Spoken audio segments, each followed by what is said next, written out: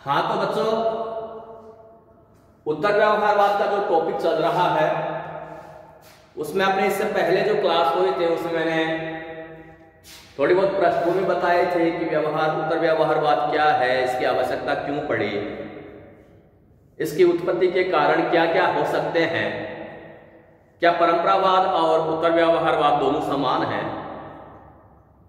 तो आज जो हम बताएंगे वो डेविड ईस्टन ने जो सिद्धांत बताए हैं उत्तर व्यवहारवाद के, उन पर टिप्पणी करेंगे, उन पर अपन डिस्कस करेंगे।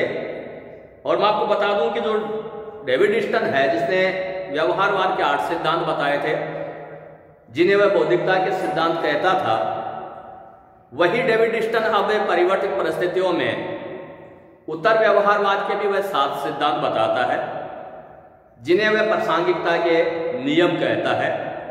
तो जो 7 सिद्धांत उसने बताए थे डेविड ईस्टन ने, उसमें से सबसे पहले यह है कि प्रविधि से पूर्व सार।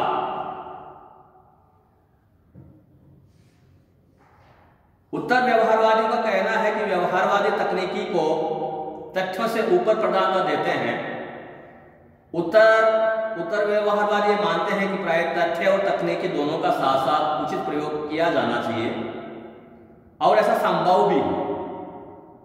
तथ्यों की बलि चढ़ाकर उत्तर व्यवहारवादी प्राय तकनीकी के पीछे भागते रहे हैं, जबकि उत्तर व्यवहारवादी कहते हैं कि अनुसंधान के लिए परिष्कृत उपकरणों का विकास करना उपयोगी है, पर उससे भी अधिक महत्वपूर्ण बात वह उद्देश्य है जिनके लिए इन उपकरणों का प्रयोग में लाया जा रहा है।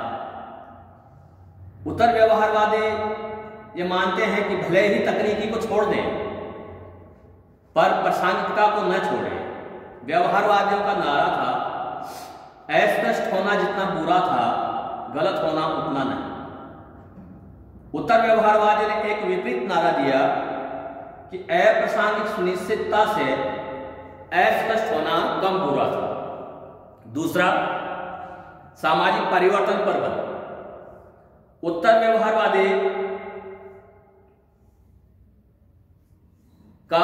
व्यवहारवादियों का मानना है कि जाने अनजाने व्यवहारवादी रूढ़िवादी हो जाते हैं। व्यवहारवादी तथ्यों के वर्णन और विश्लेषण तक अपने को सीमित रखता है।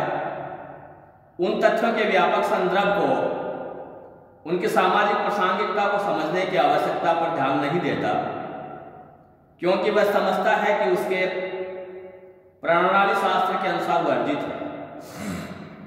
सामाजिक प्रासंगिकता या तथ्यों के व्यापक संदर्भ में उनको समझना शायद उसके पैराडिम की आवश्यकताओं के अनुरूप न हो, या हो सकता है कि उसमें नैतिक सत्ता निहित होने की संभावना न है।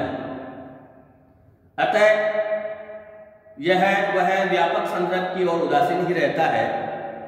इन सब का परिणाम यह हुआ कि व्यवहारवादी राजनीतिक विज्ञान ने एक ऐसी सामाजिक रूढ़िवादिता की विचारधारा का रूप ले लिया जिसमें केवल धीमी गति से होने वाले परिवर्तनों के लिए ही गुंजाइश थी।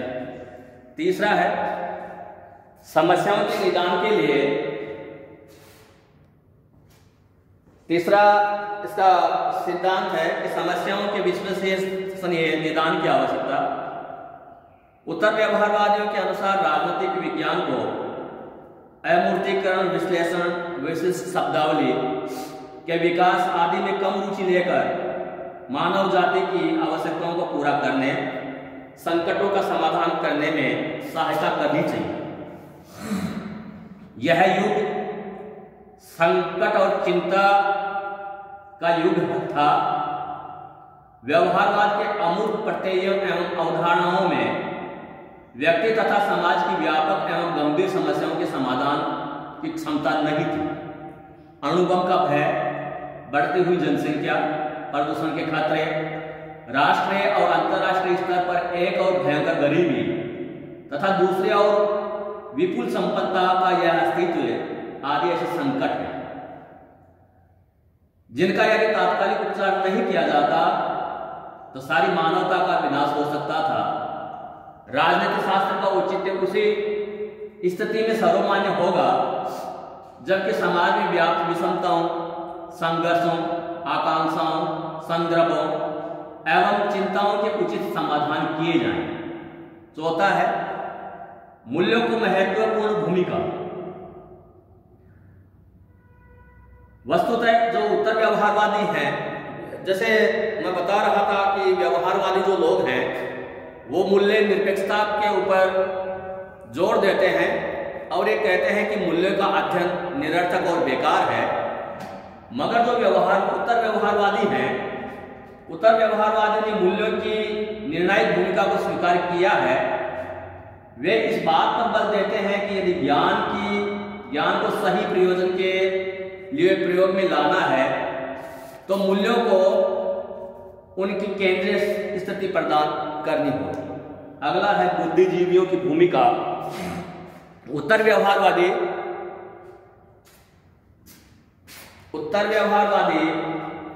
ने राजनीति शास्त्र को यह याद दिलाना चाहा कि बुद्धिजीवी होने के नाते समाज में उनकी अपनी एक भूमिका है।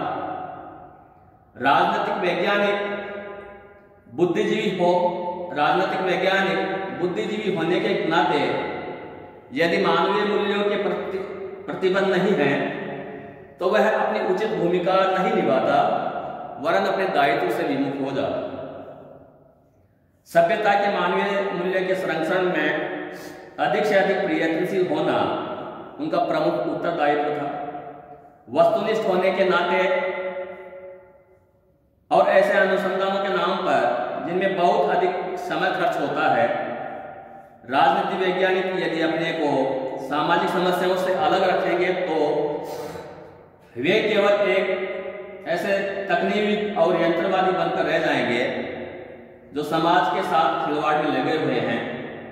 यदि वे अपने सामाजिक दायित्वों को नहीं समझते तो समाज भी उन्हें सारी सुविधाएं देने से इनकार कर देगा जो समाज ने उन्हें दी है, जैसे सोच की स्वतंत्रता। अगला है कर्मनिष्ठ विज्ञान। उत्तर व्यवहारवादी कर्मनिष्ठता पर बल देते हैं। उनका कहना है कि राजनीतिक विषय के अध्ययनकर्ता को समाज के पुनर्निर्माण कार्य में रत हो जाना चाहिए। उनका मत है कि ज्ञान व्यावहारिक रूप से सार्थक होना चाहिए। यदि हमारे व्यवहारवादी शोध परिणामों का रचनात्मक क्रियान्वयन नहीं हो सकता तो वह सार्थक ज्ञान नहीं, अर्थात ज्ञान का क्रियात्मक होना आवश्यक है। अगला है सातवां, राजनीति का व्यवसायीकरण। राजनीतिक वैज्ञानिक तटस्थ रहने में गर्व अनुभव करते हैं। वे समाज की राजनीतिक गर्मागर्मियों में स्वयं को शामिल करके सक्रिय भूमिका अदा करने में विश्वास नहीं रखते, जबकि उत्तर व्यवहारवाद की मान्यता है कि राजनीति शास्त्रियों को समाज में सकारात्मक भूमिका अदा करनी चाहिए जिससे समाज के उद्देश्यों को एक सुव्यवस्थित दिशा प्रदान की जा सके। अतः बुद्धिजीवियों के संघों और समुदायों, यहां तक कि विश्वविद्यालयों को भी मानव मूल्यों की रक्षार्थ संघर्ष में मैदान में आना चाहिए। उनके व्यवसाय का राजनीतिक अपरिहार्य एवं वांछनीय है। डेविड स्टन के अनुसार हमें यह नहीं सोचना चाहिए कि उसमें व्यवहारवाद को कोई खतरा है, बल्कि यह तो इसके विस्तार की प्रक्रिया है जो कि वर्तमान युग की असाधारण समस्याओं से जूझकर अभाव की खाई पाटने में लगा है और यह और अधिक प्रासंगिक शोध का अनुरोध करता है। यह मानवीय मापदंड के आधार पर निर्धारित उन्नत राजनीतिक जीवन के लिए काम करना चाहता है। यह शोध के संदर्भ में तकनीकी अतिवाद पर खेद करता है, साथ ही कुछ हद तक तकनीकी उपयुक्तता को आवश्यक भी समझता है। आज इतना ही, बाकी कल।